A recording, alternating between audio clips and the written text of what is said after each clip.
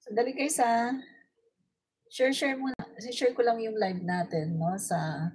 Share ko lang yung live natin sa aking mga newsfeed, no? At saka sa group, no? Kayo din guys, no? Paki-share na rin.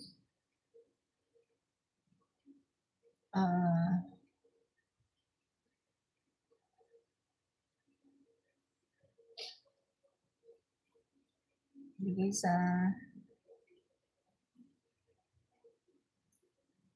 sandali po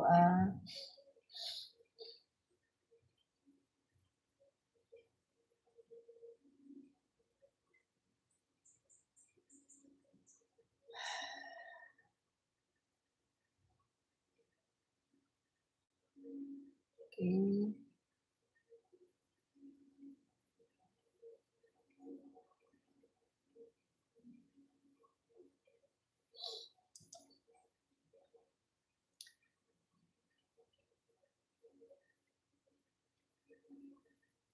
Yan.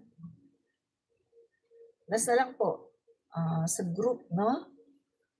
Sa group. I-ano ko lang sa group. Last na lang. Saglit malapit na po. Share ko lang para may makapanood po sa ating live. Kayo din po ba, kung po pwede, pakashare na rin po, no? Para may makapanood po sa ating live. Yan. Okay. Last na lang, share ko sa aking GC. Okay, sa GC. GC, yan. Okay. GC. Yan. So, yan na po, no? Okay, so okay na yan. Tama na yan. Dami na yan. Okay na.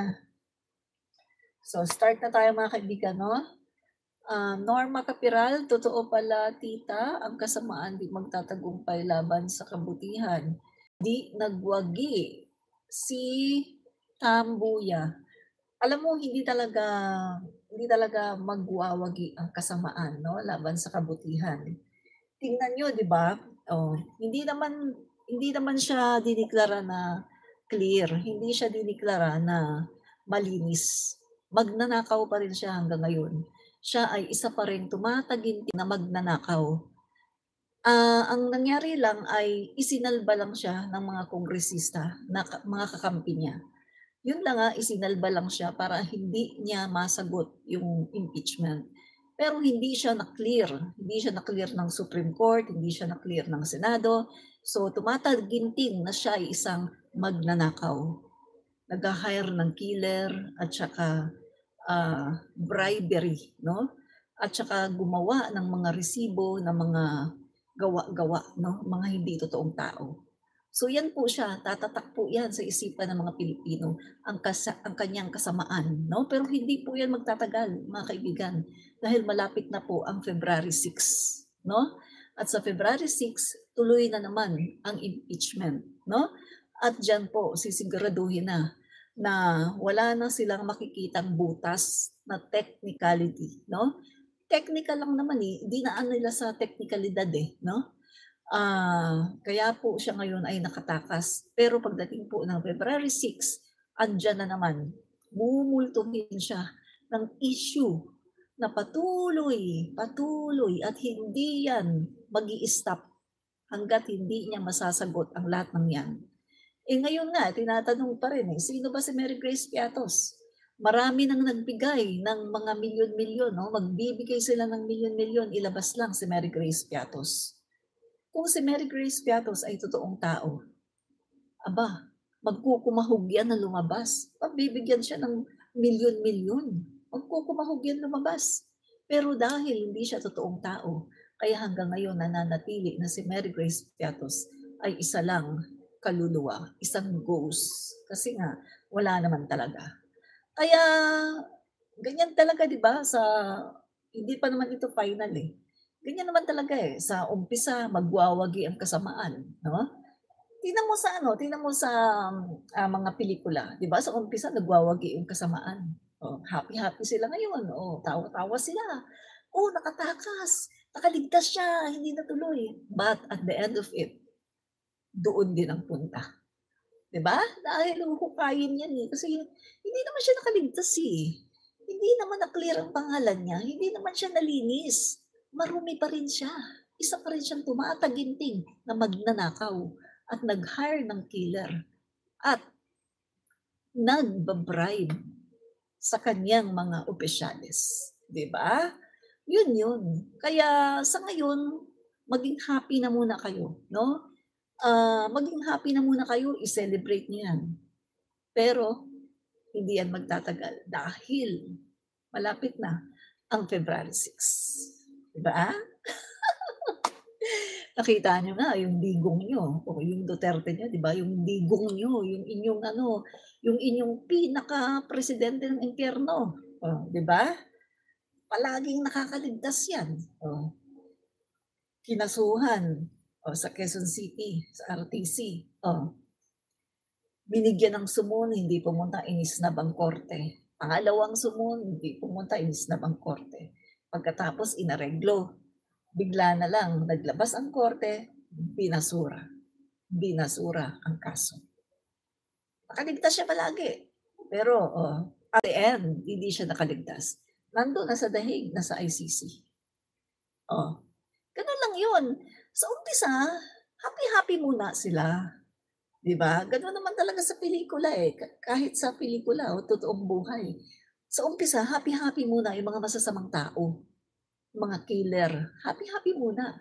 But at the end of the day, at the end of the story, sa kulungan ang bagsak.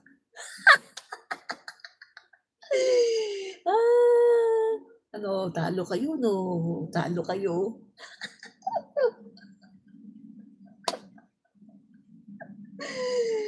Talo kayo. Sabi ko sa inyo, hindi kayo mananalo, no? Yan. Okay, tuloy na natin. Ang sarap ng asar ng mga DDS. Ang sarap mang-asar ng mga DDS. Ang sarap mang-asar ng mga bugok na tao.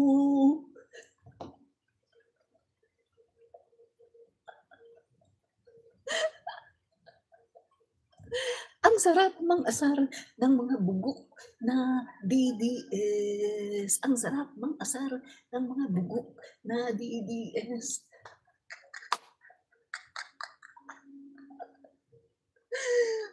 Okay, start na tayo, no? Okay. Start na tayo. Yan na. Okay. So, eto mga kaibigan, no? Ito pong si Babalina na kaalyado ng mga Duterte, no? Si Babalina na kaalyado ni Lustay, no? Ni Sara Lustay. Meron pong mga sinasabi, no? Mga kung ano-anong mga sinasabi na hindi maganda, no? Sa Congress. Boboto lang siya, boboto lang kung ano-ano pang sinasabi nitong si Babalina, no? So, eto mga kabayan, huwag kayong makisandok sa hindi ninyo kusina. Unang-una sa lahat, si Babalina ay walang karapatan na magsalita, utusan ang HOR, lalong-lalo na co-equal branch of the government. Co-equal sila, no? Hindi nga sila pinapakialaman ng HOR So, dapat itong mga senador na katulad ni Babalina ay hindi rin dapat makialam. So ito na mga kababayan, no? Habang pinaglalaban ng mga kongresista ang katotohanan at karapatang i-impeach itong si VP Sara Duterte, ito namang si Babalina ay, nako, again and again, cross the line. Okay. So, she crossed the line, mga kaibigan, no? Ang sabi ni Babalina, palitan nyo na ang speaker nyo, no? Sabi ni Babalina. And then, eto anong klaseng senador ang nag-uutos na palitan ang pinuno ng isang co-equal branch of the government? That's why the House clapped back with a line that says it all. Huwag kayong makisandok sa hindi nyo kusina. Diba? So pag pumupunta ka sa isang bahay, hindi ka pwedeng punta ka agad sa kusina, sasandok ka ng pagkain, pagkatapos kakain ka. Hindi pwede yun. So pag pupunta ka sa isang bahay, behave ka lang. Kapag ikaw ay inaya na kain tayo, doon ka lang kakain. Uupo ka, kakain ka. Hindi yung pagpunta mo, puntang kusina, sasandok ka at home, no? Hindi ganun. Ibig sabihin, mga kaibigan, ang HOR ay co-equal branch of government, hindi niya pwedeng utusan kung ano ang dapat gawin, no? So itong sa ginawa ni Babalina, she crossed the line, mga kaibigan, no? So maraming nagalit sa kanya ng mga kongresista, no? Maraming nagalit. Okay. Eto, huwag kayo makisandok sa hindi nyo kusina. Diba? Tama lang. Dahil hindi Senado ang may monopolya ng hustisya. Kung ang nakikita natin dito, ang palagi nagmomonopoly, no, ng hustisya ay ang Senado, hindi ang Kongreso. Dahil ang Kongreso, palagi lang silang nag-i-stick sa katotohanan at sa tama. Diba? Good day, Ma'am Admin Rich. Bago tumutok, like and share muna. Matik, maraming salamat kay Miucas Santos. Marami pong salamat, no? Flower, maka-DDS, maka-China, maka-impyerno, synonymous, haha. Correct ka dyan, ng mga DDS na yan, no? Jacqueline Osabel, hi ma'am, watching from Cebu, solid BBM hanggang ngayon. Yes po, solid BBM tayo, no, mga kaibigan. Solid BBM tayo. Okay. Hindi katulad ng mga DDS, no, na alam mo na, yan. So, okay, so tuloy tayo, no? Tuloy tayo. So, ito na nga mga kaibigan. Ang Speaker of the House is mandated by the Constitution. Wala siyang pakialam na utusan, no? Yung etong mga kongreso na magpalit ng speaker. Dahil si Speaker Martin Romualdez ay mandated ng Constitution ng Pilipinas, no? Ang speaker ay halal ng mayorya, the majority of the Congress, no? Ay inihalal ang speaker. Hindi ito kinatawan na pipitsuging posisyon lamang. May sariling kapangyarihan ng House, lalo na sa impeachment. Hindi pwedeng diktahan, lalo naman na hindi pwedeng basta-basta na lang na sabihan na paalisin at palitan, no? Lalo na ng mga takot sa katotohanan na katulad ni Ivy Babalina, no? So, ito, why is the Senate in rush to bury the case? Tingnan niyo mga kaibigan na. Kitang-kita natin yung pagra-rush nila dito. Noong February 5, natanggap nila, no, yung verified impeachment.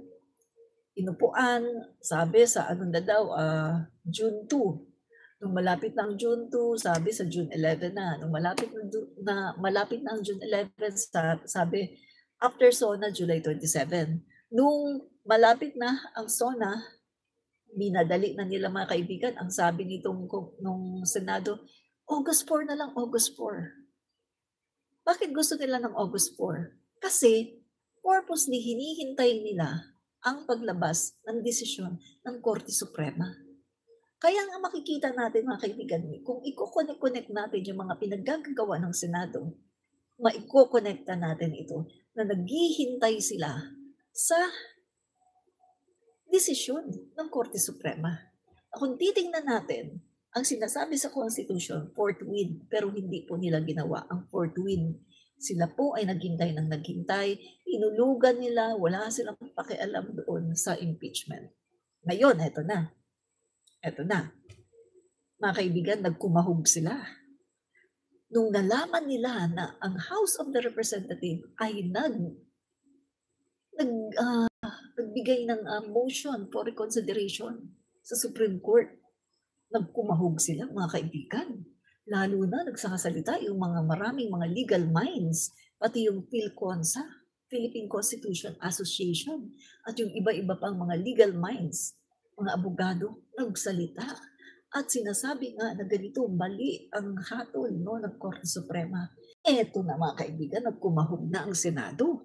Tataranta na sila mga kaibigan kasi ayaw nilang ituloy ang impeachment dahil gusto nilang masalba ang kanilang queen na alam nila na tinitiyak nila 101% na merong kasalanan at ayaw nilang lumabas ang baho. Kaya pinigilan nila ng gusto, ayaw nila na matuloy ang trial. Alam mo mga kaibigan, kung titingnan natin, wala namang problema sa trial eh. Walang problema sa trial. Kung malinis yung sinasakdal. Kung malinis yung sinasakdal, walang problema sa trial, mga kaibigan. Kaso, ang problema dito, guilty kasi yung sinasakdal. Yung sinasakdal na inakusahan ng confidential funds na paggasta ng kung ano-ano lang inilagay yata sa bulsa kaya na wala ang confidential funds, guilty. Guilty din siya doon sa bribery dahil kitang-kita natin doon sa House of the Representative, kitang-kita natin napakarami mga kaibigan na nag-reveal, ni-reveal nila yung katotohanan na sila ay binigyan ng envelopes. Ito, opisina ni Sara Duterte sa pamagitan nung kanyang inuutusan na mataas na opisyal ng gobyerno. Ibig sabihin, guilty si Sara. Alam yan ng mga senador na si Sara Duterte ay guilty. At lalong alam ng mga senador na guilty si Sara Duterte doon sa kanyang pag-hire ng killer. Mga kaibigan, eto hahalongkatin eh. Sino yung hinire mo na killer na yan? Hahalongkatin lahat yan.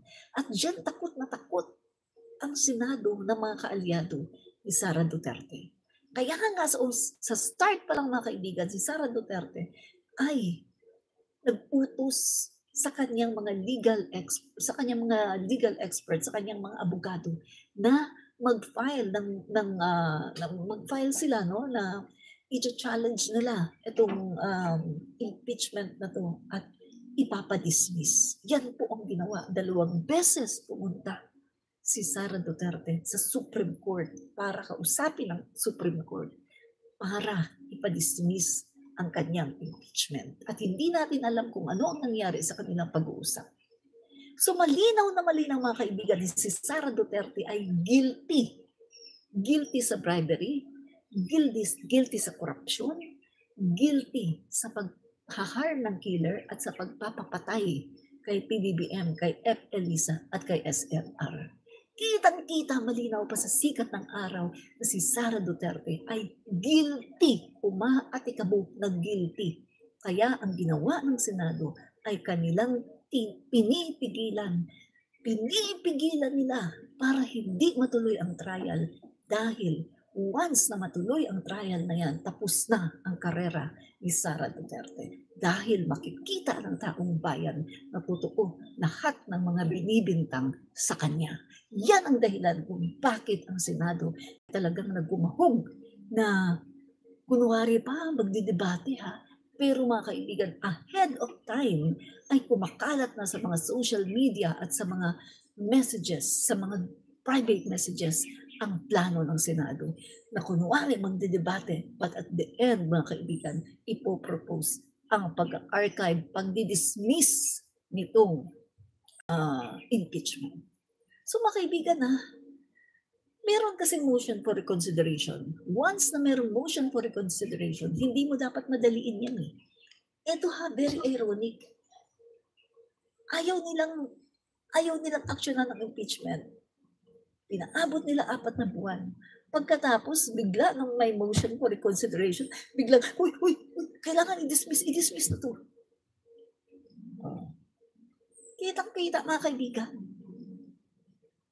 Dahil yan, guilty si Sara Duterte. Mga kaibigan, malinaw pa sa sikat ng araw, si Sara Duterte ay guilty. Siya ay isang magnanakaw, certified magnanakaw, certified nag-hire ng killer, at certified guilty sa bribery.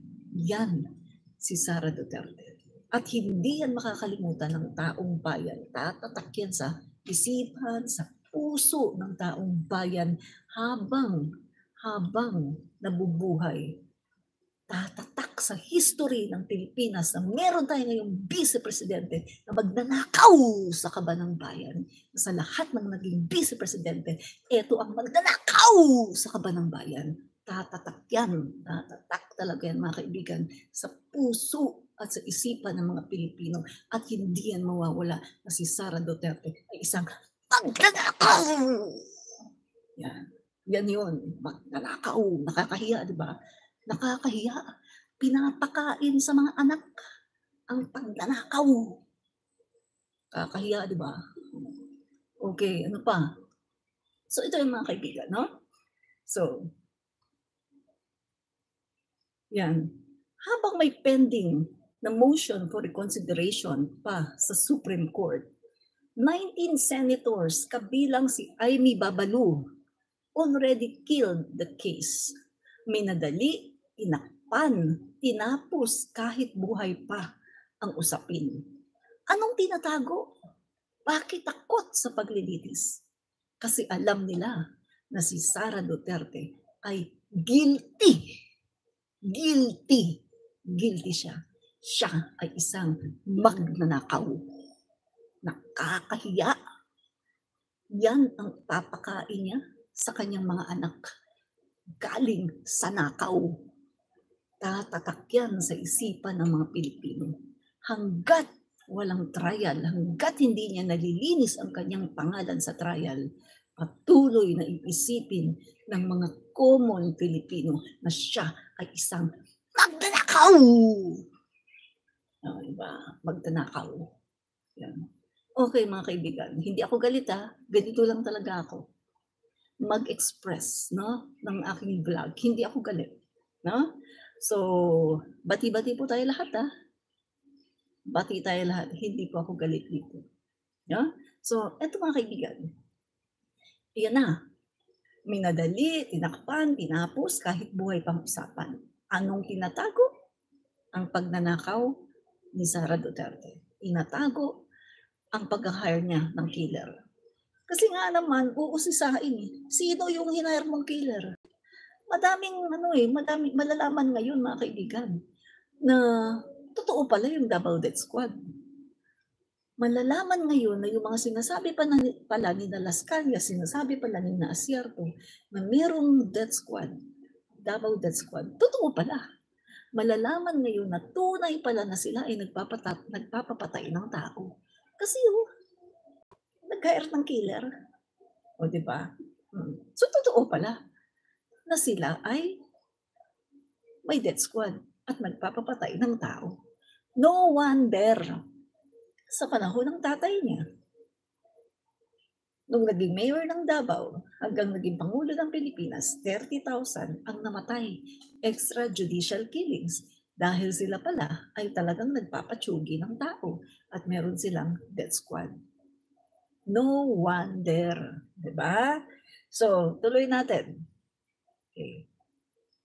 So, yun mga kaibigan, no? Let's not forget, mga kaibigan, no?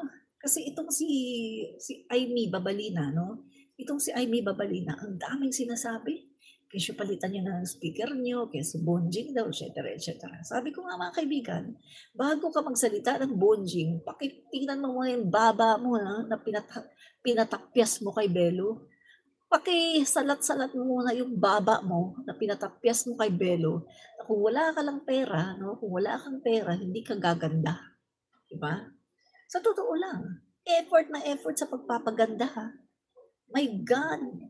Hmm, pati kutis, ha, pinapaputi, ang itim-itim niyan dati, eh. Kahaba ng baba ni Babalu. Oh, Babalu Amy, ang haba ng baba.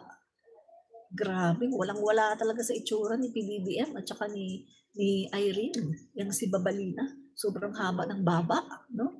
Ang sama ng ugali, eh. Eh, kaya naman pala, eh, 'di ba? Alam na natin kung bakit, no? So, eto mga kaibigan, no? Huwag natin kakalimutan, no? Eto pong si Aimee Babalu, yung kanyang track record. Yung track record po ni Aimee Babalu, siya po ay involved sa Trajano case, no? May korte na nagdesisyon. O, nirespeto ba ni Aimee? Issue ng pangangabit niya. Bawal yan sa batas. Ginawa ba ni Aimee?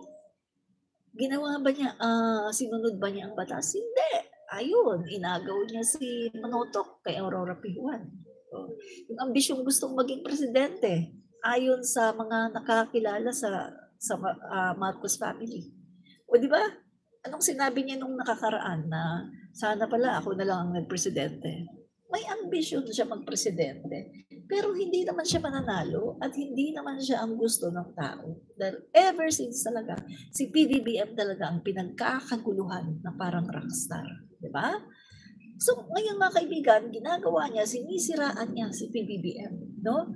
Dahil natatakot siya na baka sinisiraan niya si PBBM at saka si Speaker dahil natatakot siya na baka si Speaker Martin ang patakbuhin ni PBBM as President, no, of the Philippines pagdating ng 2028. Kaya takot na takot siya, no? So, dito ay dumidikit siya sa mga Duterte, no, mga kaibigan, no? Naalala niyo ba mga kaibigan, 'di ba? 2016 kampanyahan si Duterte, mga kaibigan, pumunta yan sa Ilocos Norte kasama pa si Bongo, no? Payat pa si Bongo na mukhang gusgus, no? So, pumunta yan doon sa Ilocos Norte, nagmakaawa. At yun, humingi ng suporta. Ito namang si Aimee, pinakilala naman si Duterte sa mga loyalista, sa mga Marcos loyalists. Ayun, sinuportahan ng mga loyalista at ng mga Marcos supporters. So, anong nangyari? Nanalo. Kasi nga sinuportahan natin eh. Yan po ang nangyari, di ba? Na kung titignan natin, wala eh, hindi naman kilala yan eh. Diyan lang yan sa Davao eh. No? Diyan lang yan sa kanila, local lang yan, local sa Davao lang, hindi kilala. Hindi talaga yan mananalo. Kaya ang laki ng utang na loob ng mga yan sa mga Marcos loyalists, Marcos supporters. Malaki ang utang na loob ng mga Duterte, no? So ngayon, mga kaibigan, gustong pumosisyon ni Aimee. Gusto yata maging presidente. Akala naman niya mananalo silang dalawa ni Sara. Aba, binabasura na nga sila eh, no? Ay, ang Ilocos na eh. Marami mga Ilocano ayaw na kay Aimee, no? So, lalong hindi nila dapat panghimasukan, no, ang kusinang gumagawa ng hustisya sa mga kababayan, no, mga kaibigan. Eto, mga kaibigan, tingnan natin tingnan muna natin itong pagpaslang kay Trajano, no? Tingnan natin ito. So ito, US Court, Trajano was tortured and his death was caused by Marcos Manotoc. Yan. Aimee Marcos, who had admitted to the torture and killing of Archimedes Trajano, was acquitted on a technicality. Technicality din, kaya siya na-acquit, no? But not on her culpability for murder. She remains guilty in our public eyes. And so was Aimee Marcos judge. Huwag na nating tawagin Marcos to, Duterte na lang. Aimee Duterte judged and convicted in the case Trajano versus Aimee Duterte, docketed as 978 F2D493 in the District Court of Hawaii. It is time to review how the U.S. Court rebuked Aimee for her responsibility. now that she is asking accountability for the extradition and imprisonment of Rodrigo Duterte. Why? She is the perfect poster girl for hypocrisy. No? So dito mga kaibigan, 2 days later, no, it took 2 days for Archimedes Trajanos whereabouts to be known. No, mga kaibigan, so kwento ko sa inyo, itong nangyari August 31, 1977 sa pamantasan ng lungsod ng Maynila, mga kaibigan. No? Itong ang kanyang mother, Agapita Francisco Trajano, nakita ngayon etong si Trajano sa morgue, patay na po. Siya ay naka-cover ng puting kumot, no? At pagtingin niya, yun, mga kaibigan, nalungkot siya at sobrang malungkot na umiiyak dahil nakita niya na ang anak pala niya yun. Ganito ang nangyari, mga kaibigan, no? Kung bakit pinorture at pinatay itong si Trajano. Eto kasi mga kaibigan, no? Etong si Trajano, 21-year-old siya noon, no? 21 years old siya. Tinanong lang niya, mga kaibigan, itong si Amy, no? Tinanong lang niya. Sabi po niya, bakit bakit daw si Amy, yung leader ng kabataang barangay, naging leader lang siya dahil ang tatay niya ay presidente. Ganun po yung pagkakatanong sa kanya, no? At pagkatapos po niyan, si Trajano po ay agad-agad na pinalabas, no? Siya po ay dinrag palabas ng mga bodyguard ni Amy Duterte. At pagkatapos po, mga kaibigan, yun, nawala na po itong si Trajano. Nawala na po siya, no? So, ito, may mga nagsabi na imposible namang hindi alam ni Amy kung ano ang ginawa ng kanyang mga bodyguard. Imposible naman na wala siyang kamay, no, doon sa nangyari sa kanyang bodyguard. Siyempre, bodyguard niya yun eh. Pwede niyang utusan. Halimbawa, gustong i-torture, sasabihin, huwag niyong gagalawin yan, huwag niyong i-torture yan, huwag niyong papatayin yan. May power siya kasi bodyguard niya yun eh. Pero bakit nangyari? Bakit na-torture at namatay, no, si Trajano? So mga kaibigan, ito pa lang si Amy ay umamin, no? Tingnan natin yung part na umamin siya, mga kaibigan eh. Merong part dito na umamin siya, no, doon sa nangyari. Okay.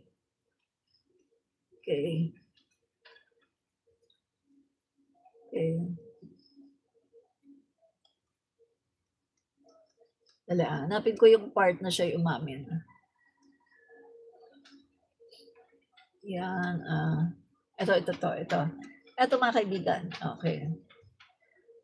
Amy appealed the verdict in the U.S. Court of Appeals 9th Circuit. She contended that yes, Archie Trajano was tortured by her bodyguards. Tignan nyo mga kaibigan Ulitin ko, Amy appealed the verdict in the U.S. Court of Appeals 9th Circuit. She contended that yes, Archie Trajano was tortured by her bodyguards. Yes, she knew about the torture. And this next was her principal argument. The Hawaii District Court should not have proceeded because it only has jurisdiction for torture acts that happen in the US. So, inatake po niya sa technicality. Wala kayong jurisdiction sa torture kasi hindi naman nangyari sa US. Ganun po. Kasi na-torture na at pinatay sa Pilipinas, no? So, yun po ang kinokontest ni Amy na wala kayong jurisdiction. Sa Pilipinas nangyari ito, so wala kayong jurisdiction dito. Sabi pa niya, and then the abominable quote she uttered in one of the hearings, yes, Archimedes Trajano was tortured and killed, but it's none of your business. Grabe mga kaibigan, no? So, alam po ni Amy, kaya yung kamay po ni Amy ay may dugo.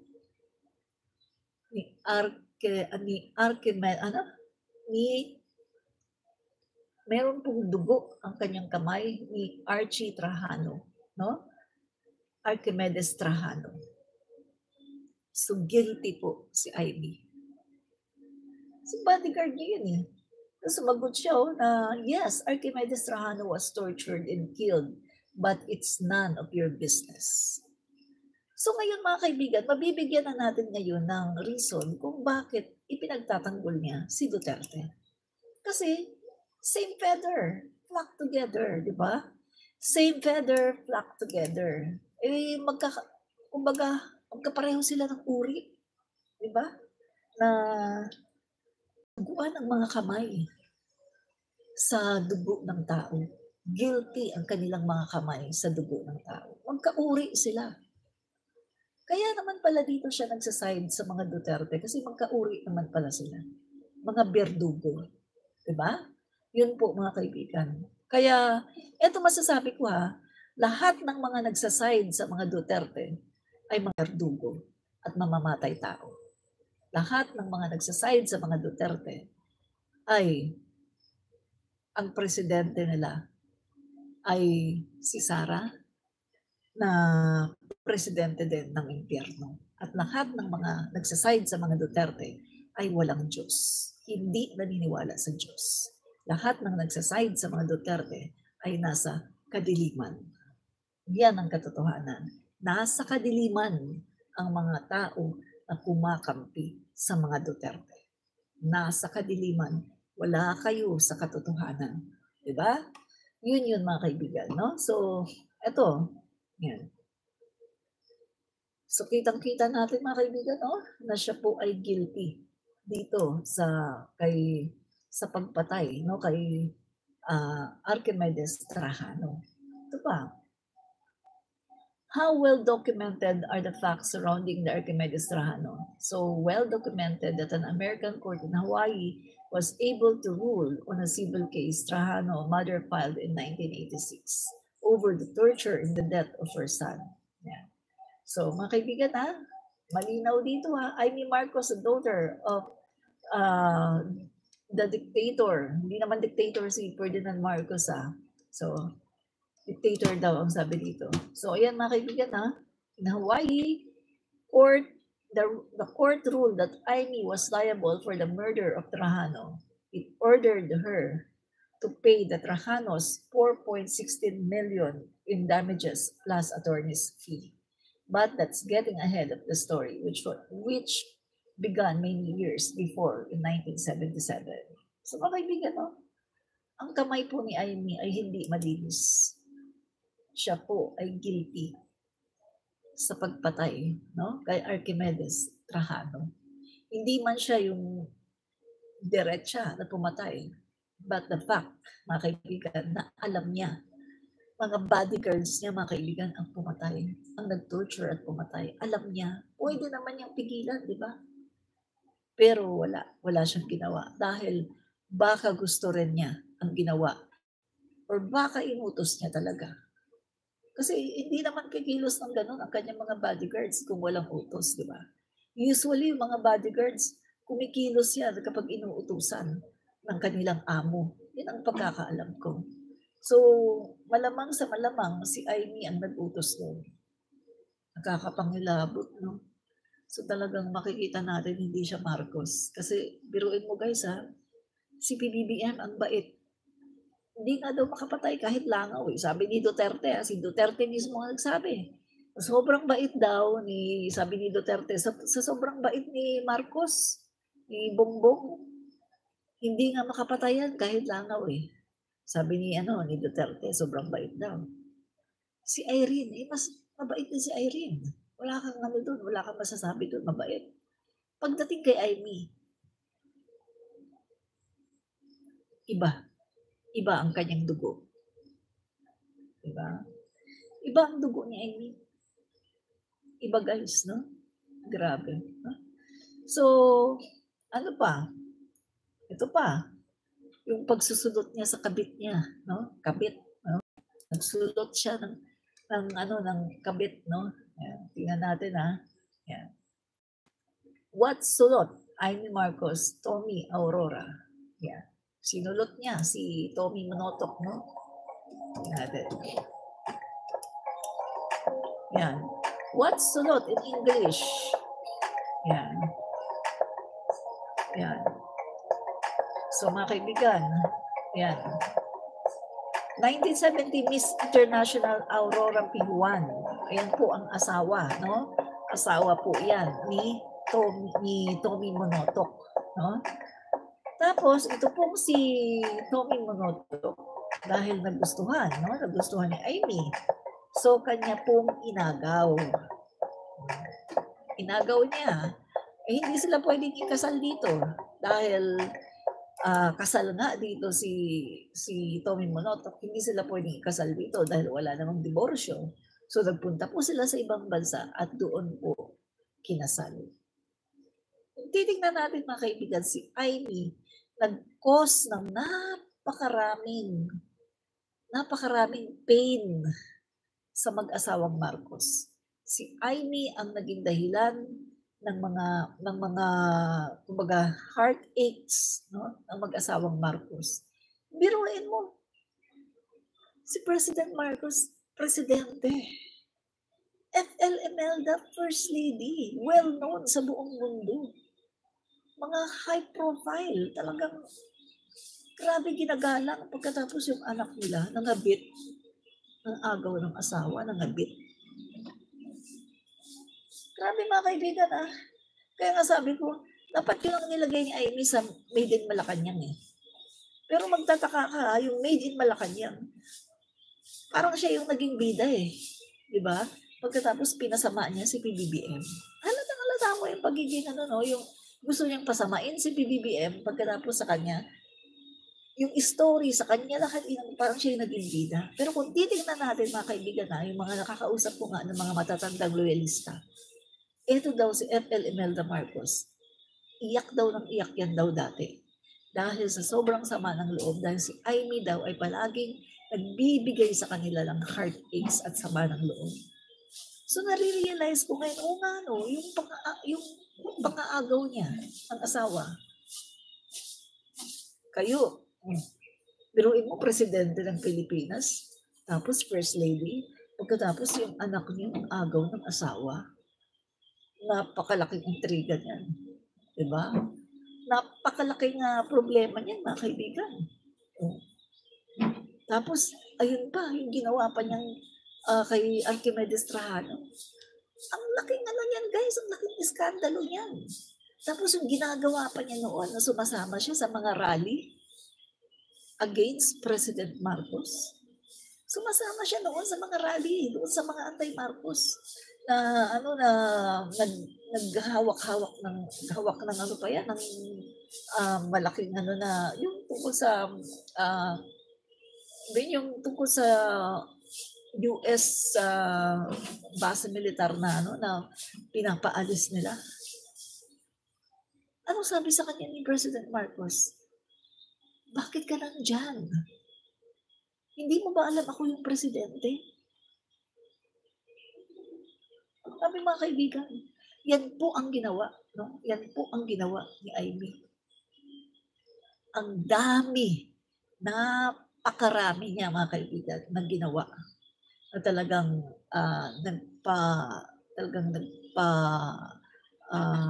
tawag doon yung nagpaiyak, nagpasama ng loob mga kaibigan sa pamilya, no? Sa kay Apulacay at saka kay FL Imelda Romualdez Marcos. Basahin na natin itong isa, no? Na paulit-ulit yung kanya. Sige, bigyan natin ng panahon. Sabi niya, Benito idagdag, natandaan mo pa ba yung sinabi mo sa vlog mo? Pag napatunayan na walang kasalanan si BP Sara, hihingi ka ng tawad sa mga hindi magandang sinabi at paninira sa kanya? At i-delete mo account mo? Yes! Natandaan ko. At gagawin ko yun. Gagawin ko yan. Pag napatunayan na wala siyang kasalanan. Meron akong isang salita. Gagawin ko yan. Diba? Benito idagdag, natatandaan ko yung vlog ko na sinabi ko na kapag napatunayan na walang kasalanan si VP Sara, hihingi ako ng tawad sa kanya at i-delete ko ang account ko. Natatandaan ko yan at hindi ko yan nakakalimutan. Hindi ako ulyanin. Ang tanong, napatunayan ba na wala siyang kasalanan? Hindi. Hindi. Hindi. Pahiya. Pahiya ka. Okay, so tuloy natin, no? Tuloy natin. So,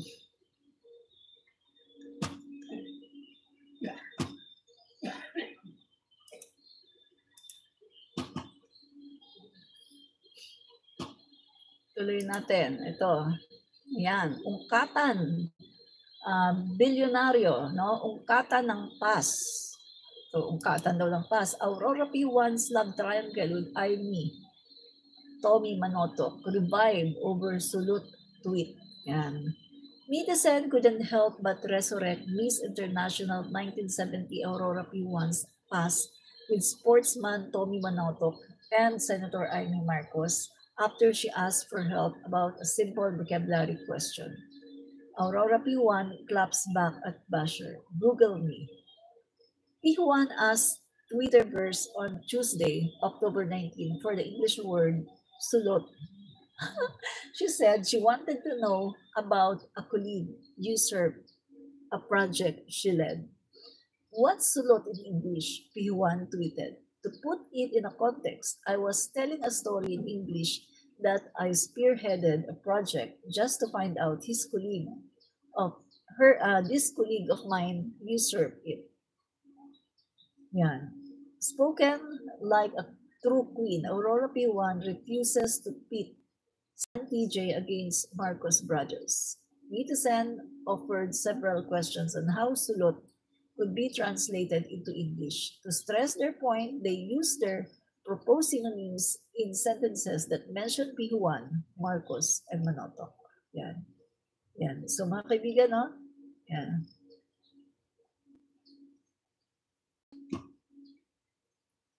Yan. So kaya mga kaibigan, dahil sa pagsulot po, no? Dahil sa pagsulot nitong si Amy, no? Kay Aurora P1 ay napilitan po na sila po ay tingnan natin ano bang ginawa. Tingnan natin kung nag-divorce ba sila. Nag-divorce ba sila? Ito, Manotoc was married to P1 but they eventually divorced. He later married Marcos in 1981. Yun, no?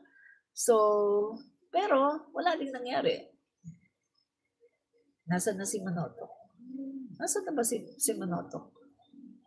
Dali i-google ko nga. Nasaan na si Tommy Manotoc ngayon?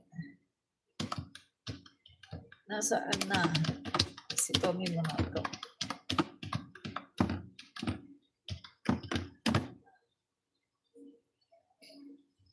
Ano nang ginagawa niya ngayon?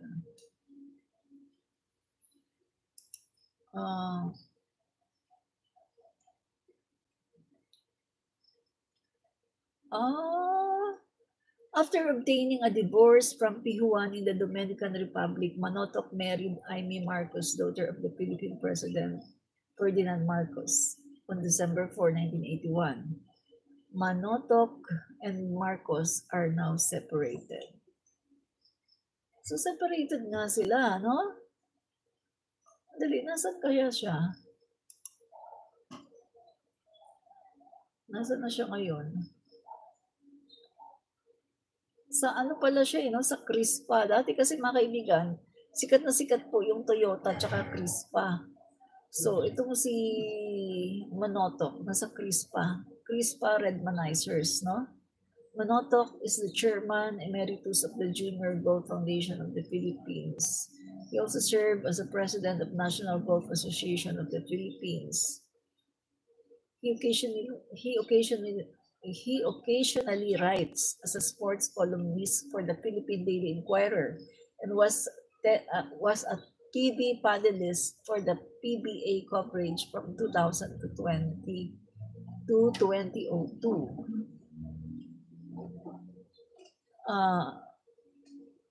A Filipino golfer and former basketball coach. Paano si Tommy Manotoc, no? So, sandali, nasa na kaya siya ngayon?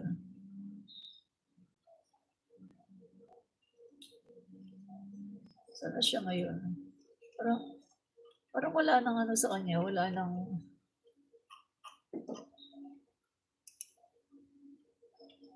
Parang wala nang balita ko sa kanya.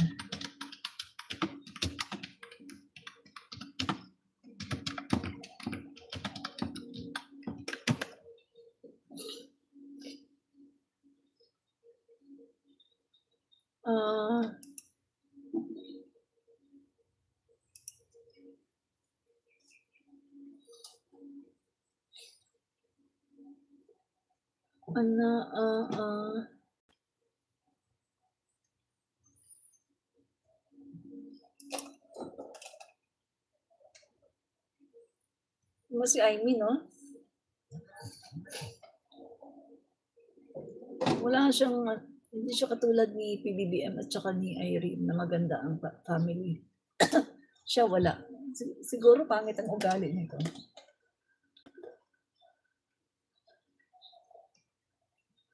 At saka parang hindi naman siya mahal ni Manotoc. Pinikot lang niya.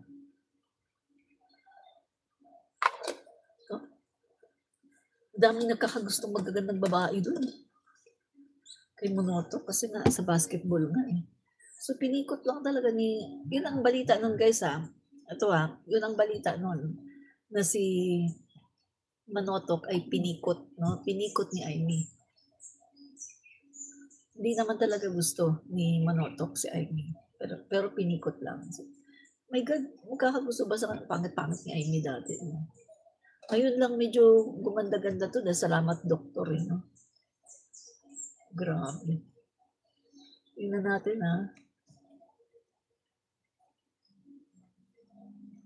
Sino pa maging asawa niya? Amy Marcos conviction in 1993. Trajano versus Marcos case. Yan. So na-convict siya pala noong 1993. U.S. District Court in Honolulu is noted in U.S. legal circles for exposing the weaknesses of the Act of State Doctrine, allowing two similar suits to be filed. So, 1993 pala siya na-convict, no? Yan. Okay.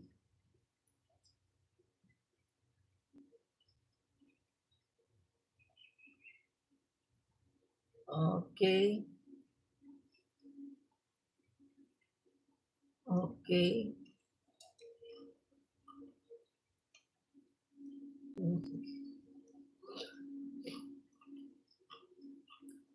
So, kaya siguro siya ganito, no? Sobrang sobrang inggit kay PBBM. Si PBBM maganda ang pamilya eh. Yan. At may balita pa, gustong mag-VP no ni Amy noong 2022. Yan no. Sabi dito, Amy wants to be Sara's running mate in 2022 polls Duterte. President Rodrigo Duterte has revealed that Senator Amy Marcos is courting his daughter Davao City Mayor to form a possible tandem for next year's national elections. During his pre-recorded talk to the people delivered Monday night but aired Tuesday morning, Duterte said Amy is going to Davao City to persuade Sara to seek the presidency and be her running mate. Kaya yang si Amy, ganito ang laro niyan pinuntahan niya si Mayor Sara Duterte sa Davao, hoping na kung makatakbo yun siya maging vice. Yan. Duterte, however, claimed that Marcos planned to team up with Sara in that one. Guys, sana tinuloy na lang nila to. Sila na lang sana. Kasi mga kaibigan, ito si PBBM talagang kung meron man siyang vice presidente o wala, talagang nag-file siya ahead of time, 'di ba? Pagdating ng filing, talagang nag-file siya October. Samantalang noong October si Sara wala pa rin, wala pang direksyon, wala. Walang direksyon na magfa-file for presidency or ng vice presidente, wala. Ang direksyon niya maging mayor, no? So doon siya nag-file sa pagiging mayor. Pero si PBBM talagang nag-file, no, na magpresidente. At si PBBM, kung meron mang mag-team up sa kanya as vice presidente, okay lang sa kanya. So, mga kaibigan, kahit na i-team up pa kay PBBM si Tito Soto o kahit sino pa man, susuportahan natin yan at talagang mananalo yan. Kaya nga mga kaibigan, nung nalaman ko ito na gusto pala ni Amy na maging vice presidente, sana tinuloy na lang nila, no? Si Sara nag-presidente, siya nag-vice presidente, sana mag-team up sila. At sana kinalaban na lang nila si PBBM para magkaalaman tayo. Kasi hindi naman sila mananalo kay PBBM. Hindi sila mananalo kay PBBM. Sa totoo lang, hindi sila mananalo kay President Bongbong Marcos. 'Di ba? 'Yun ang totoo, no? Hindi sila mananalo. So sana tinuloy na lang nila 'yon para napahiya sila, no, 'di ba? Kaso hindi nila tinuloy. Kasi nga alam nila na hindi sila mananalo. 'Di ba? Yan ang katotohanan, mga kaibigan. End times rapture. Hello, Admin Rich. Hello din po sa inyo. Yan. Delby, hindi. May-ari si Manotok sa Toyota, may-ari siya ng Nissan. Anak si Amy ni Mayor Lacson kay Imelda, di ba? Hank Eros Rayon. May mga ganon pong mayroon po mga ganong usap-usapan, no? May mga ganon po na usap-usapan.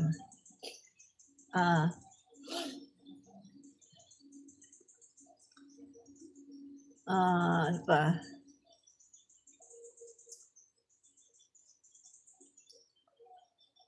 Hindi basketball player si Manotok, may-ari po siya ng Toyota. Basketball coach po siya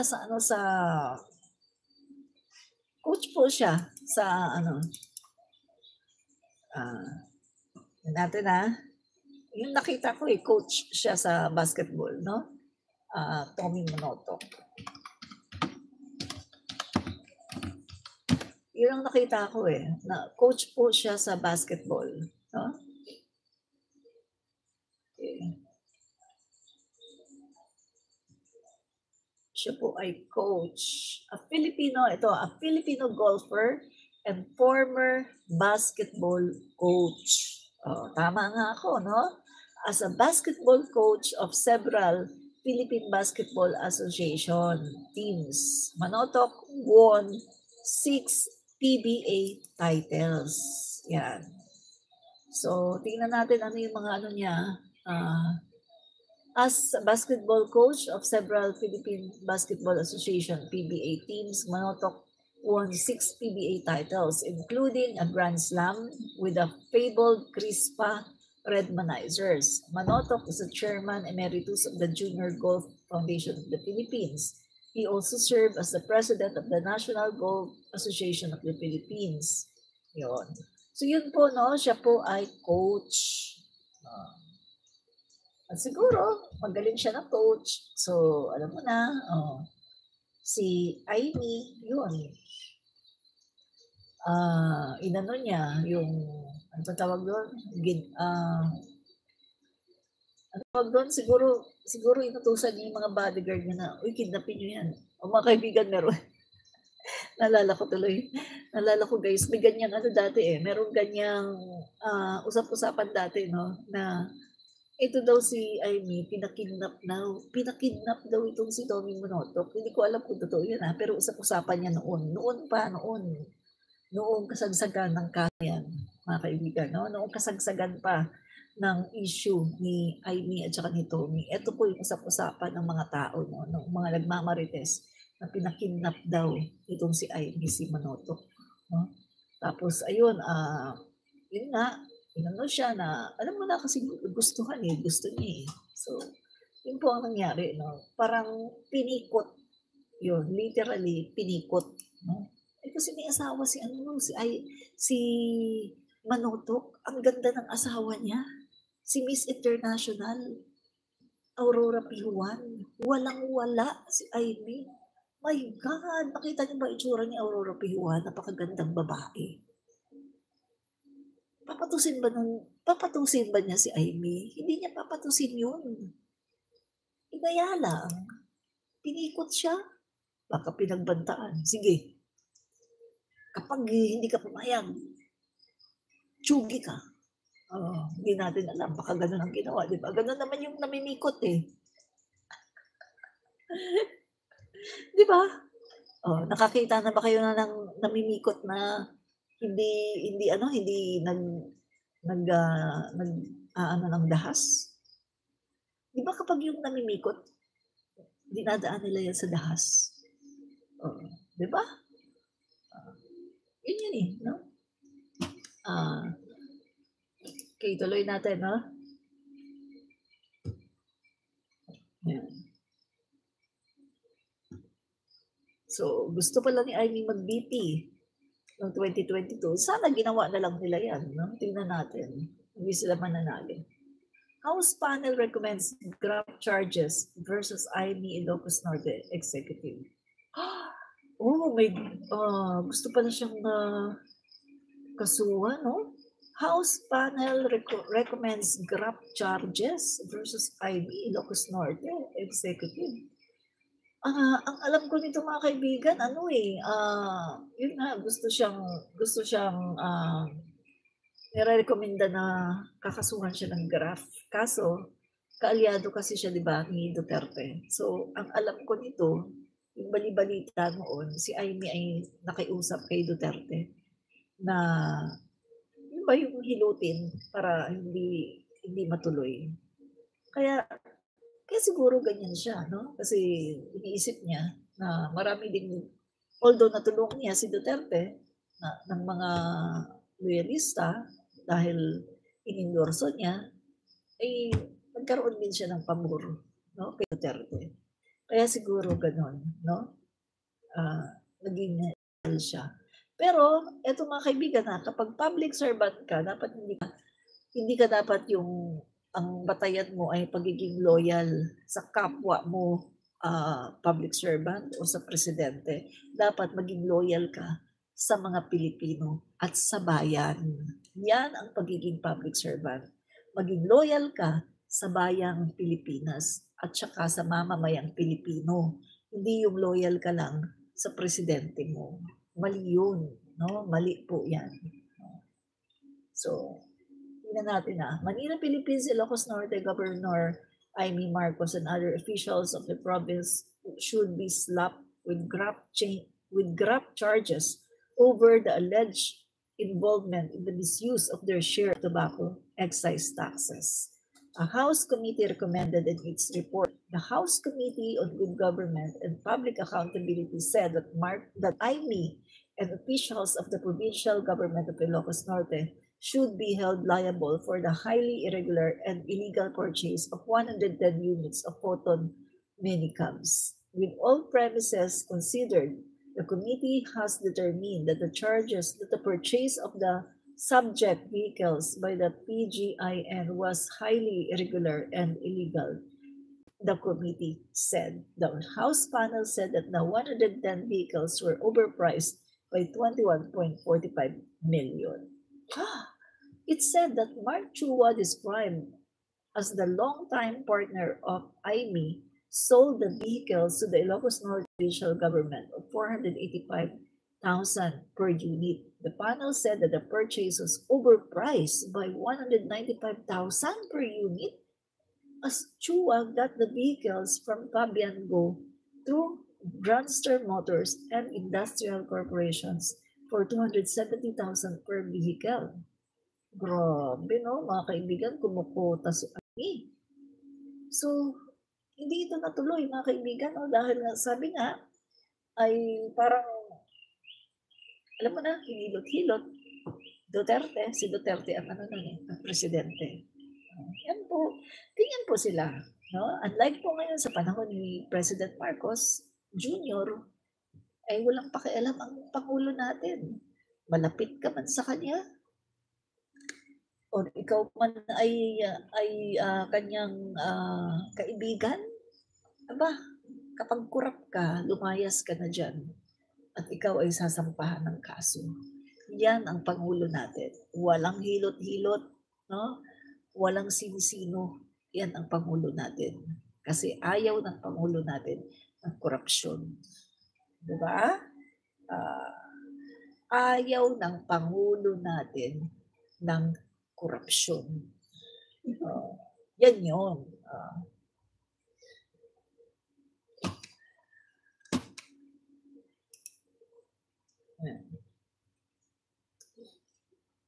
So, tingnan pa natin to. Yeah. Mark Chua, Aimee boyfriend, still a no-show in House hearing. Uy, boyfriend pala niya si Mark Chua. Okay, tingnan natin na. The Ilocos Norte governor, longtime girlfriend of the businessman, says they have not spoken recently. Yes, Aimee, no? Oh, wala kasi siyang matinong walang steady na yung katulad kina PBBM, kina Irene na isa lang asawa, siya, hiwalay, tapos boyfriend. Diba? Ganyan siya, bitter.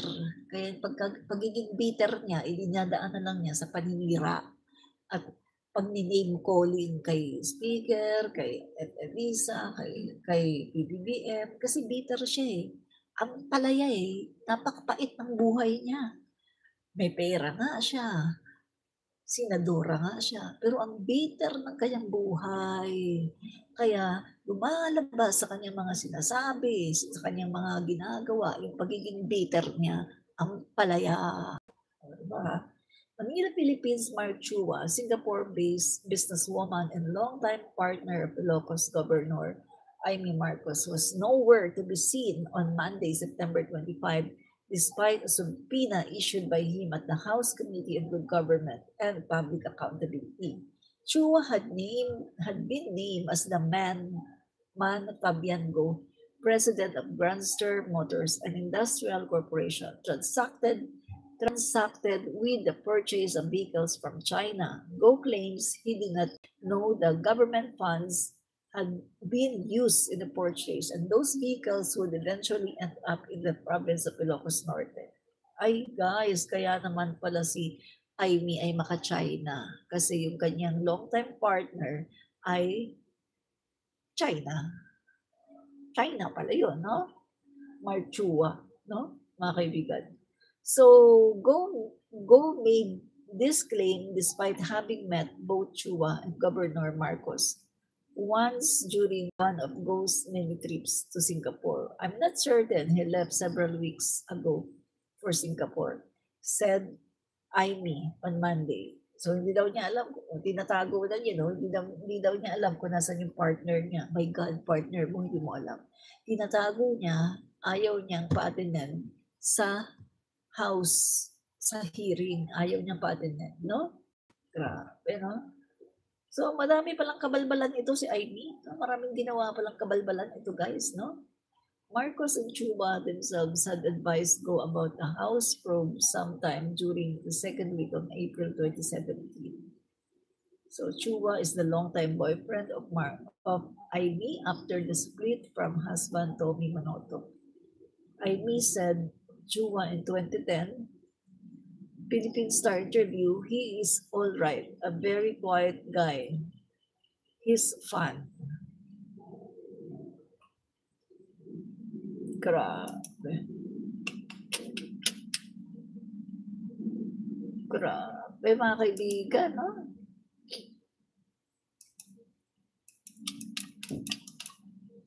Yan. Yan, no? So yan po.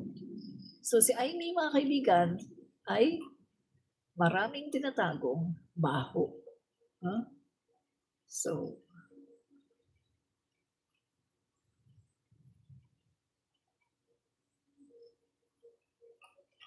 tingnan lang natin itong isa. Ito.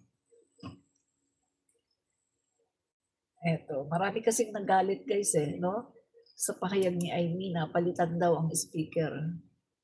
Sabi ni Ridon, no reason to change House Speaker. Our ratings are higher than Senate. Oh, sapul. Sapul na sapul. Tama. Bakit nga ba naman sila magpapalit ng speaker? Kita mo nga, mas higher pa nga ang rating ng House of the Representative kaysa Senate. O, di ba? Na-real talk tuloy siya. Di ba? Na-real talk tuloy siya. Okay. So, the House of Representatives is more trusted and performs better than the Senate. Tumpak!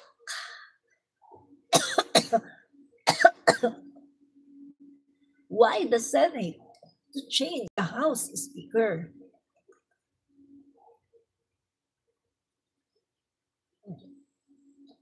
Why the need?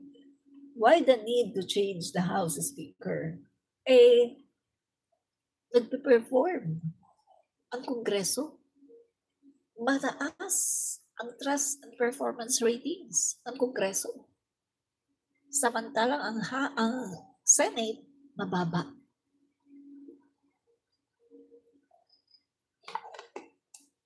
Sabi po ni Bicol Saro Party List Representative Terry Ridon, ito, hinighlight po niya sa kanyang statement na mataas ang trust and satisfactory rating and satisfaction rating ng Senate at saka ng Congress at saka ni Speaker Martin.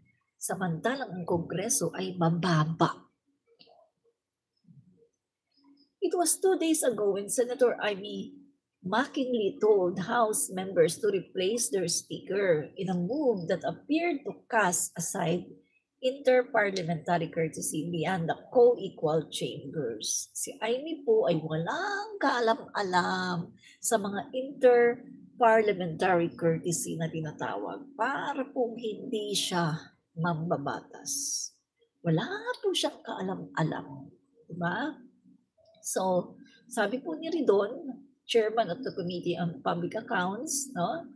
Octa Research Survey, pinapakita doon na ang trust and performance ratings ni Speaker Martin Romualdez ay tumataas lalo dahil nakikita na ng taong bayan ang trabaho ni Speaker. Nakikita ng taong bayan kung paano magtrabaho si Speaker. Hindi katulad ng isa na panay ng paninira, world tour. Punta ng punta sa ibang bansa. Ngayon nasa Kuwait, nag-world tour.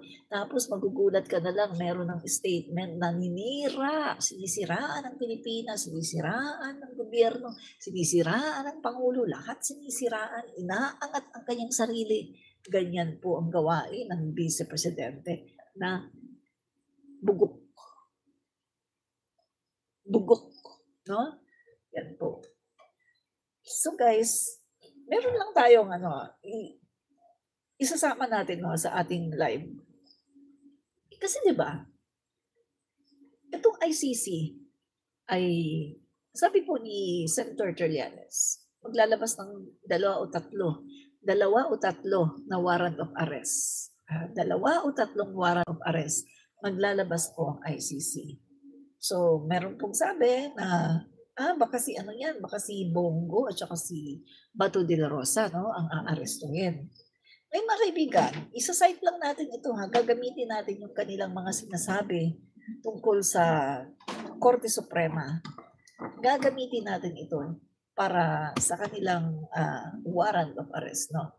Eto, sabi po ni Bato de la Rosa, sino ako para hindi sumunod sa desisyon ng Korte Suprema? Yan po sabi ni Bato Ito po kasi yung tungkol sa papadismiss o pag-archive nila ng impeachment. So sabi ni Bato, sino ako para hindi sumunod sa desisyon ng Korte Suprema? So palagi po nilang sinasabi na nagsabi na ang Korte Suprema ng ganito daw, o dapat sundin natin. Sundin natin yan kasi yan ang sinasabi ng Korte Suprema. No? Tapos mga kaibigan, ang sabi naman po nitong si Bongo, ito mag-move on na tayo. Senator Bongo voted yes to the motion to archive the articles of impeachment against Vice President Sara Duterte in accordance with the Supreme Court's ruling of it as unconstitutional. He reminded his fellow colleagues to focus on other matters and put the show more. So sabi niya mga kaibigan, palagi din sinasabi ni Bongo, eto na nga, nagdesisyon ng Korte Suprema, makinig tayo, Korte Suprema na yan yan yung pinakamataas na na korte. Dapat ay sundin natin. Yan sinasabi nila, mga kaibigan, yung mga nag-archive. So, eto pa, ang sabi niya, wala nang debate. Sabi naman ni Bato, wala nang debate. Nagsalita na yung Supreme Court. Yan ang sabi Tapos mga kaibigan, eto, sabi din ni Amy, mga kaibigan, yun nga, yung tungkol din sa Supreme Court, So, igalang daw, kung ano daw yung sinasabi ng Korte Suprema, dapat daw igalang, etc. Kasi sinabi nga daw ng Korte Suprema so dapat daw igalang, So, madalas yan po ang kanilang sinasabi, na igalang po ang Korte Suprema. At yan din naman po yung sinasabi ni Cayetano, na eto daw, sinabi nga daw ng Korte Suprema na unconstitutional, dapat daw sundin, So lahat halos sila mga kaibigan, etong mga nag-archive, bumoto ng yes to archive the impeachment of Sara Duterte, puro sila Supreme Court, Puro na lang Supreme Court ang sinasabi nilang dahilan. Kesyo yan daw ang sinabi ng Supreme Court. Dapat daw ay igalang, So, dito mga kaibigan, ibabalik natin sa kanila kasi sabi nila igalang daw. Igalang daw yung sinasabi ng Korte Suprema. Igalang. So, ngayon mga kaibigan, eto tayo ngayon. Okay. Kung sinasabi niyong igalang ang hatol ng Korte Suprema, kung naniniwala talaga kayo na dapat igalang ang lahat ng hatol ng Korte Suprema dahil Korte Suprema yan. So siguro dapat wala tayong pinipili. Dapat lahat ng hatol ng Korte Suprema, lahat ng desisyon ng Korte Suprema ay igagalang natin. Ngayon, eto mga kaibigan, eto ngayon ang problem. Sinabi ng Korte Suprema noong 2021, mga kaibigan, na ang ICC ay merong jurisdiction sa kaso ni Digong na crime against humanity. At ang sabi din ng desisyon ng ICC, hindi porket tumiwalag ng Pilipinas sa ICC ay matitigil na rin yung pagpupush through ng kaso. Hindi pwedeng ganun dahil may jurisdiction pa rin ang ICC sa mga kaso ni Duterte. So ngayon, eto ang tanong. Kung talagang naniniwala sila sa desisyon ngayon ng Korte Suprema na unconstitutional daw ang impeachment ni Sara Duterte at yun ang gusto nilang sundin, bakit kini-question nila ang pagdadala kay Duterte sa The Hague? Bakit sinasabi nila na illegal daw? Samantalang malinaw ang ruling ng Supreme Court na sinasabi ng Korte Suprema na may jurisdiction ng ICC. Mula noong 2011 hanggang 2019, lahat ng mga investigasyon from 2011 to 2019, lahat ng mga investigasyon dyan ay pasok doon sa jurisdiction ng ICC. So, ibig sabihin, pagkatapos ng 2019, doon na yung walang jurisdiction. Pero, noong 2011 hanggang 2019, pasok yan. So, ibig sabihin, nag-ruling ng Korte Suprema, so dapat wag na kayong magsalita pa. Wag na kayong mag-contest pa ng ganito, mali yung ginawa, na ganito, bawal yung ginawa. Kasi igalang nyo ang Korte Suprema. At ang sabi ng Korte Suprema, may jurisdiction ang ICC sa kaso ni Duterte.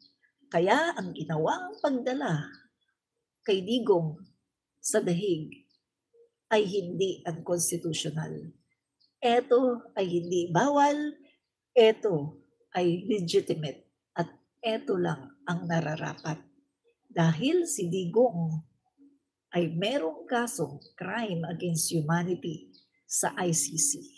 Kaya dapat lang nadalhin siya sa The Hague para litisin. At dapat wala rin kayong tutol pag inaresto na si Bato, si Bongo at yung iba pa. Dapat wala kayong tutol. Kasi ang ICC, ang Supreme Court ang nagsabi na wala daw ligtas. Hindi porke tumiwalag si Digong noong 2019, hindi porke tumuwalag si Digong noong 2019 ay wala ng jurisdiction dahil meron pang jurisdiction ng ICC. So, pwede pa silang arestuhin. Make sense? So mga kaibigan, sundin natin ang Korte Suprema kasi yan ang sinabi ng Supreme Court na merong jurisdiction ang ICC. Susundin natin dahil gusto nyong sundin ang Korte Suprema, sige sundin natin. Pero dito, sa sinasabi ng Korte Suprema na may jurisdiction ng ICC, so kapag inilabas ang mga warrant of arrest kina Bato at kina Bongo, huwag kayong aalma ha, kasi meron silang jurisdiction. Yan ang hatol ng Korte Suprema. Diba? Yan yun. Yan yun mga kaibigan. Exactly. No? Exactly. Okay. Tingnan natin yung basahin natin yung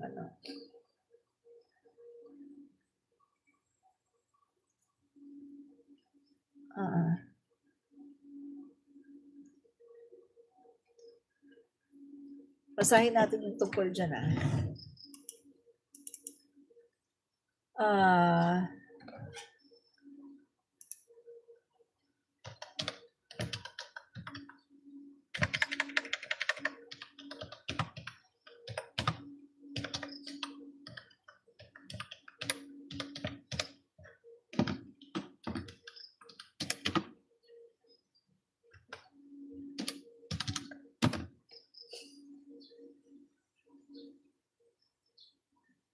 Ayan. Okay.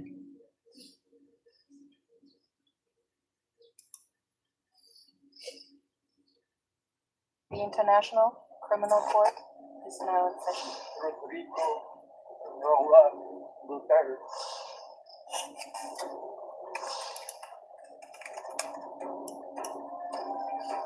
Lumutang ang mga usaping legal nang maaresto si dating Pangulong Rodrigo Duterte. Kabilang po dyan ang tanong kung may jurisdiction pa ba ang International Criminal Court sa Pilipinas. Sinagot po yan ng ICC sa eksklusibong panayam ng GMA Integrated News. At live mula sa The Hague, Netherlands, may ulat on the spot si Mariz Umali. Mariz!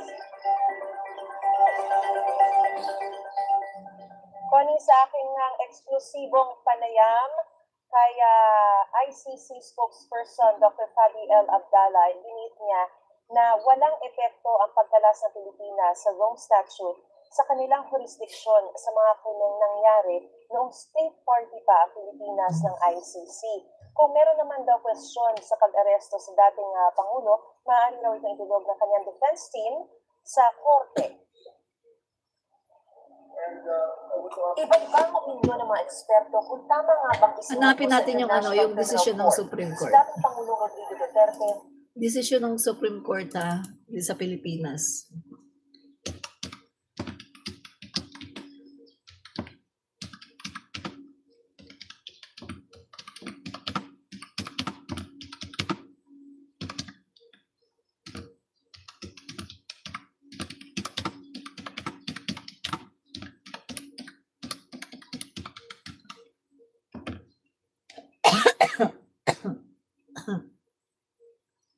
Ito.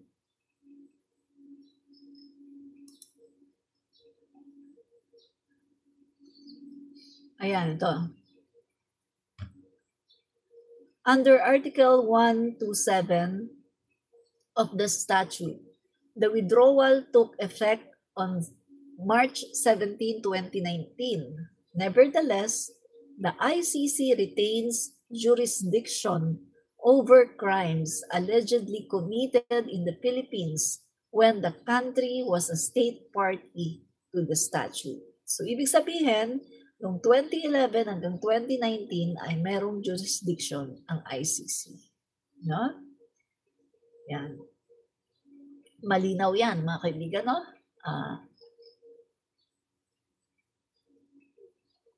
Malinaw na malinaw. Okay.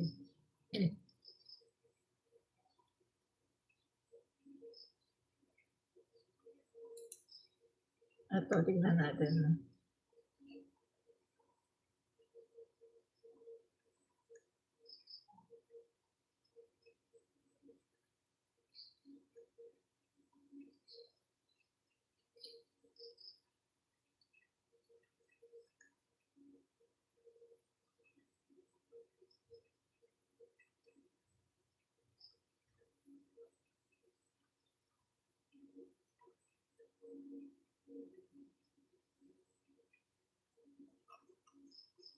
Tapos naalala niyo mga kaibigan ng March 11, naalala niyo ng March 11, no? Na nag-file po no si Bato de la Rosa ng petition for certiorari and prohibition, no? With prayer for the issuance of temporary restraining order, no? Para pigilan yung pagdadala kay Duterte sa The Hague. Nag-file sila no nung umaga pa lang, no? Nung dinadala na itong si Duterte, ay nag-file kagad sila sa Supreme Court, no?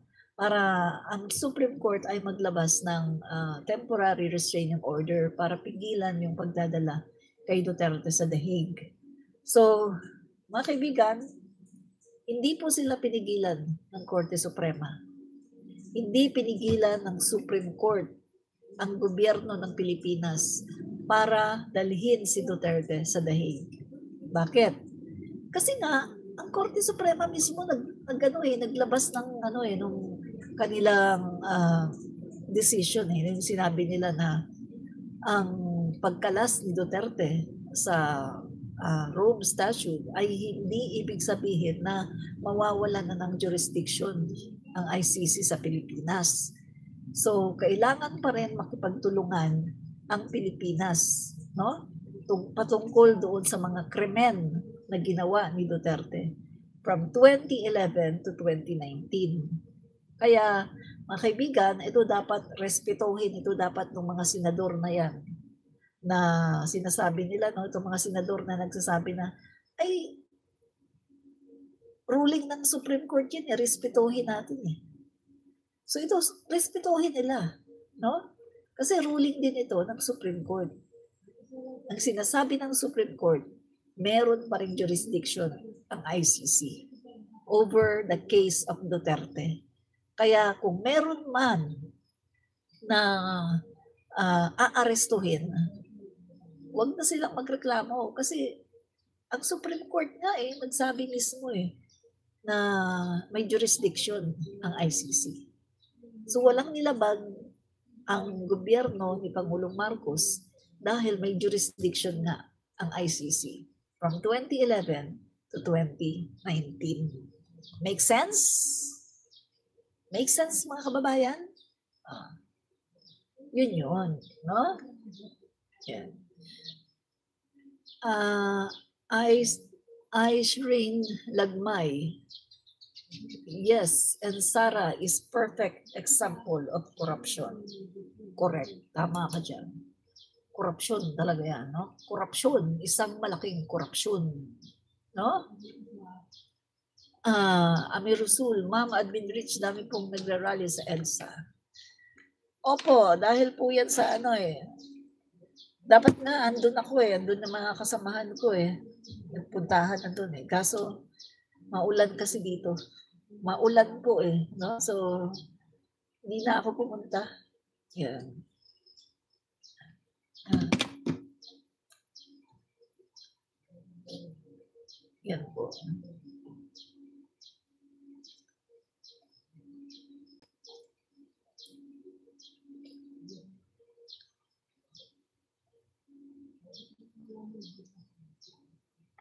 Yan.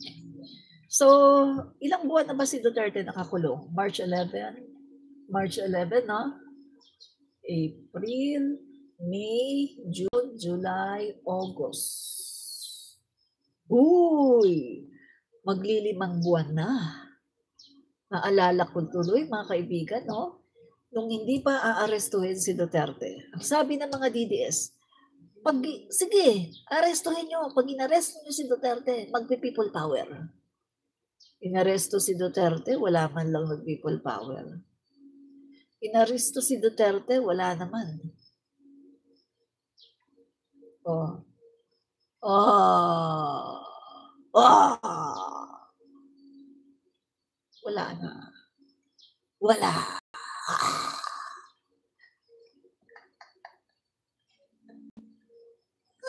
Ang daming inis na inis.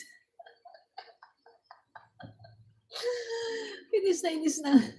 Inis na inis na yung mga DDS.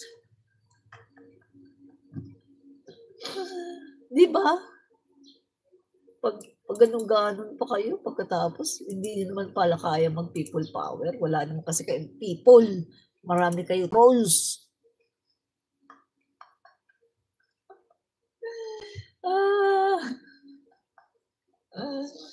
Ay, nako. Marami kayo trolls. People, wala. Diba? Marami kayong troll, pero people, wala. Wala kayong people. Trolls lang meron kayo. Diba? Yan ang katotohanan, no?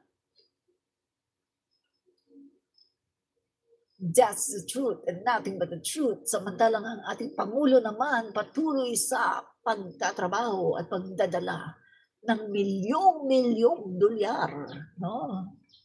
Galing sa ibang bansa dahil wala na lang na successful ang mga trip ng ating Pangulo. Samantalang yung isa naman, yung Vice Presidente na walang ginawa kundi mag-world tour, walang ginawa kundi manirang puri, siraan ang gobyerno, ang Pilipinas, siraan ang Pangulo, siraan ang ating turismo, lahat sinisiraan, inaangat ang China.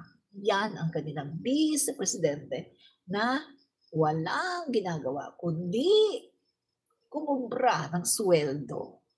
Sumusweldo pero walang trabaho. Yan ang kanilang Vice Presidente.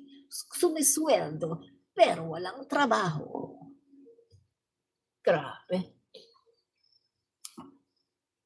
Grabe, no?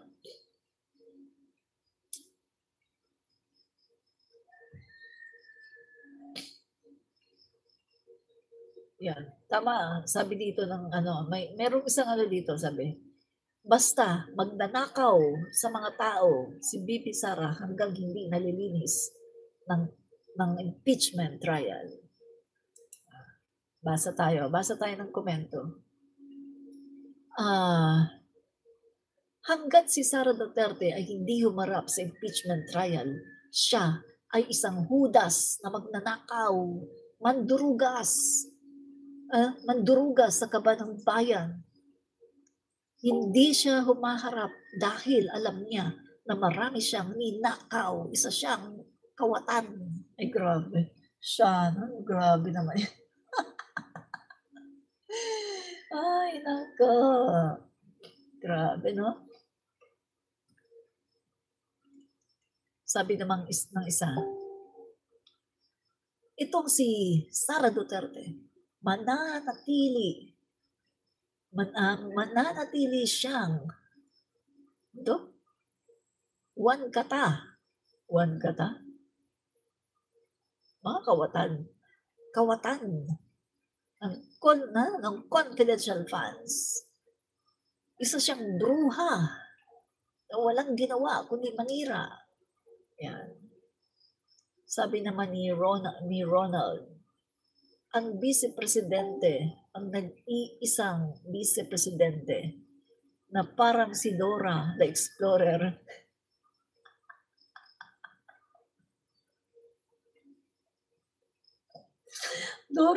Dora the Explorer daw. Talaga, Dora the Explorer. Sabi naman ng isa,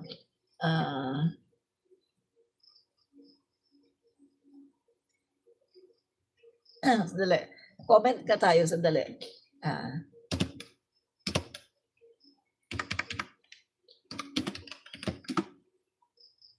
Comment lang ako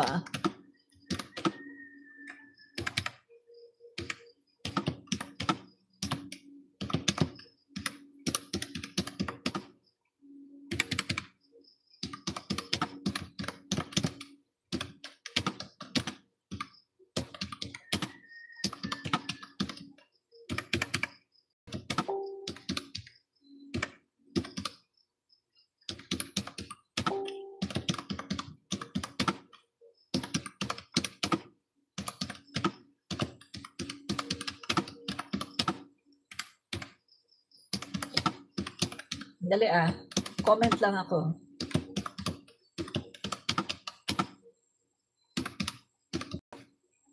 Yan, nag-comment lang ako. Yan. Dami ditong galit kay Sara. Magnanakaw daw. Magnanakaw daw si Sara.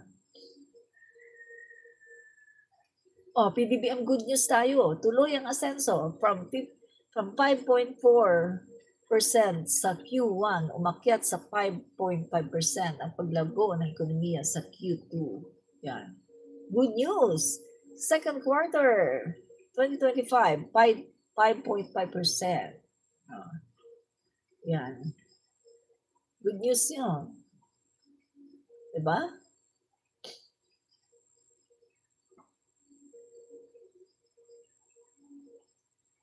Good news yun, guys.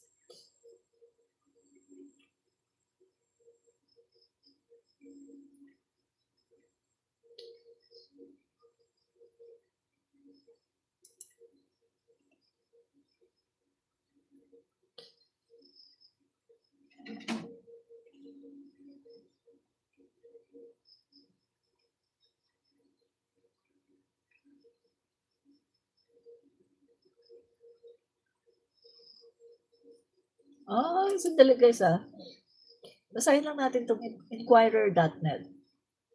Lenny and Sara Duterte friendship beyond politics, Davao City. 10 years ago, I hope politics will not ruin our friendship, said Liberal Party candidate for Vice President Lenny Robredo of former Davao City Mayor Sara Duterte during a brief visit here on Tuesday. Robredo was here to attend a forum with farmers and fishers affiliated with the Mindanao Coalition of Development NGO Network and the Agri-Aqua Development Coalition in Mindanao. Magkaibigan kami. We're friends, Robredo said. Reporters of the Daughters of Presidential Aspirant Davao City Mayor Rodrigo Duterte. Even before, when I come to Davao, I always find time to talk to her. She was a mayor when my husband was the LG Department of the Interior and Local Government Secretary. So we're friends, she said. Oo nga, So magkaibigan pala talaga, Magkaibigan pala talaga si Lenny at saka si Sara. So tama pala yung sinasabi niya, Trillanes, Na magkaibigan si Sara at saka si Lenny. Correct pala.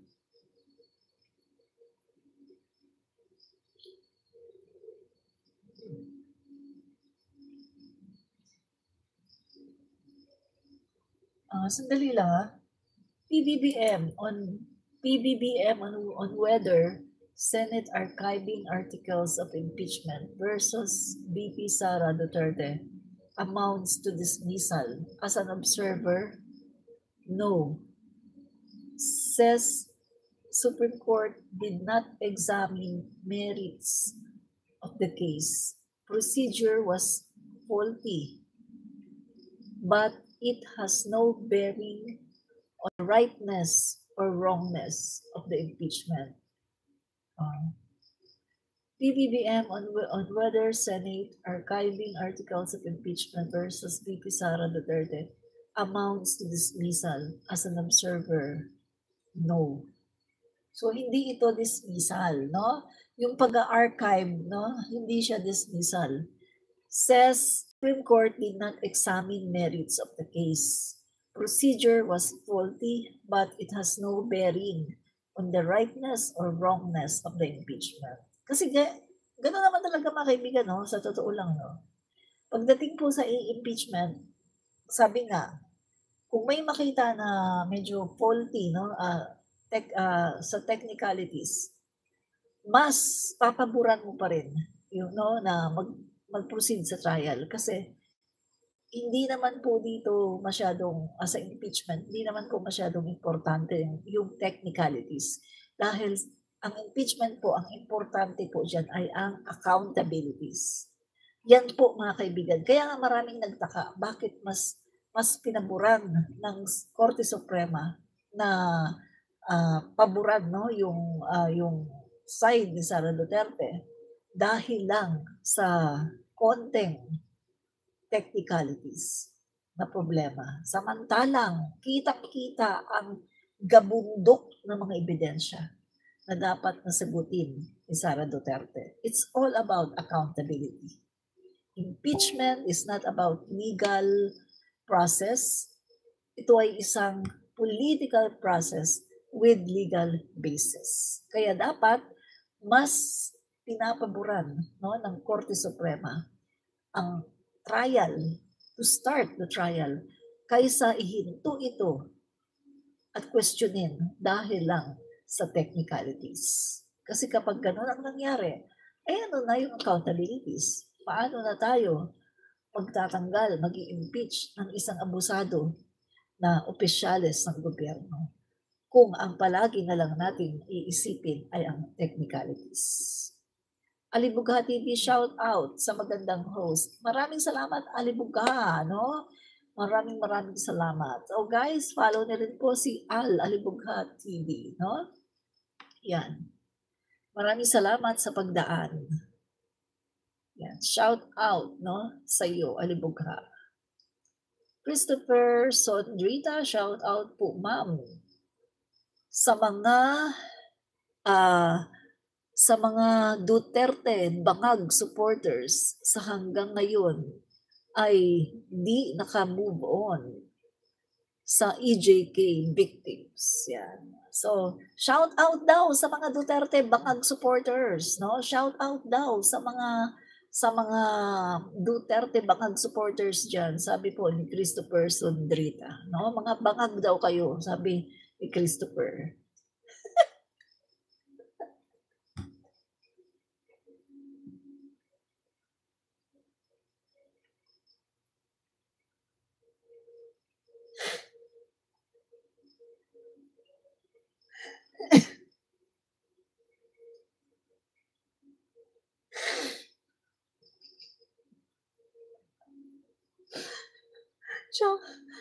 Nagpapa-shout out kasi siya, eh. Nagpapa-shout out siya sa mga Duterte bangag supporters.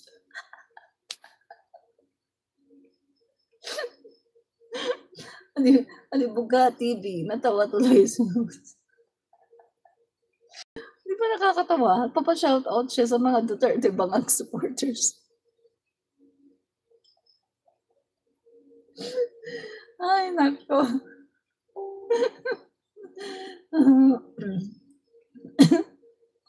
Oy, sabi naman ni Mercury, ito yung mga nagmamagaling, feeling mas alam pa kaysa mga SC judges.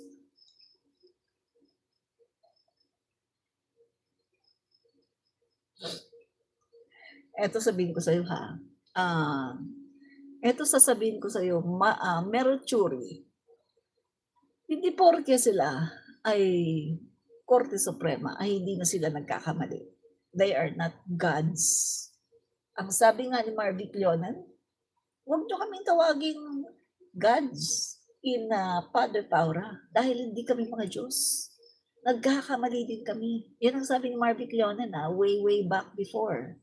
No? At ang sabi niya, hindi daw sila mga Diyos kasi nagkakamali daw sila. At totoo nga, nagkakamali sila. Dahil marami din silang ruling na kanilang ni-reverse. Marami silang mga decision na later on, nung nakita na nila yung mga motion for reconsideration, ay ni-reverse nila ang kanilang decision. Dahil nakita nila, meron nga silang pagkakamali sa interpretation. See? So, ibig sabihin, hindi porke Korte Suprema ay hindi na natin i-criticize. Dahil kapag walang mag-criticize sa Korte Suprema at manatili silang ganyan, mga kaibigan, ang mangyayari niyan, aabuso sila sa kanilang kapangyarihan. Kasi wala na Wala nang mag-criticize Wala nang magtatama sa kanilang mga mali. Hindi naman sila Diyos. Sila ay tao rin na nagkakamali. Entiende? Sabi yan ni Leonen, don't call us gods of Padre Paura dahil hindi kami mga Diyos. Diba? Diba? Wala kayo. Mahiya kayo. Wala kayong binatbat. Mas matalino ako sa inyo.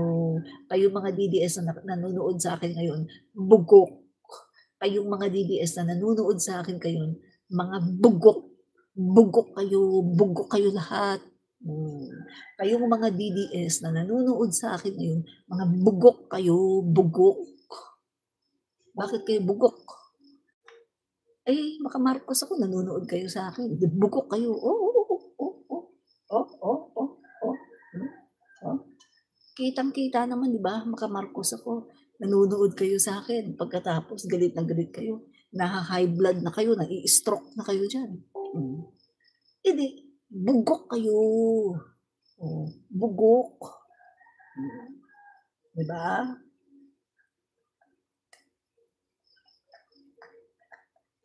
Ang sarap ng asar.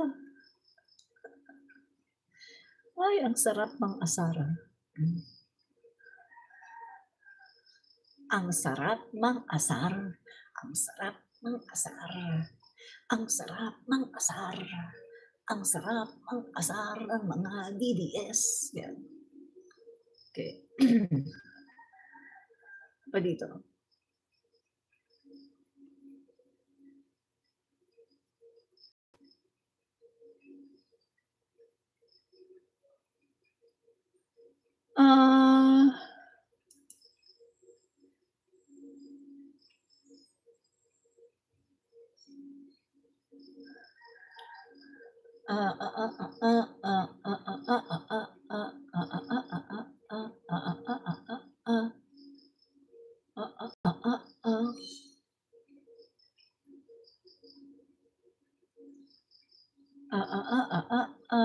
Napakabilis lang ng February 6, guys. No? Napakabilis lang ng February 6. Okay, good news na naman. President Bongbong Marcos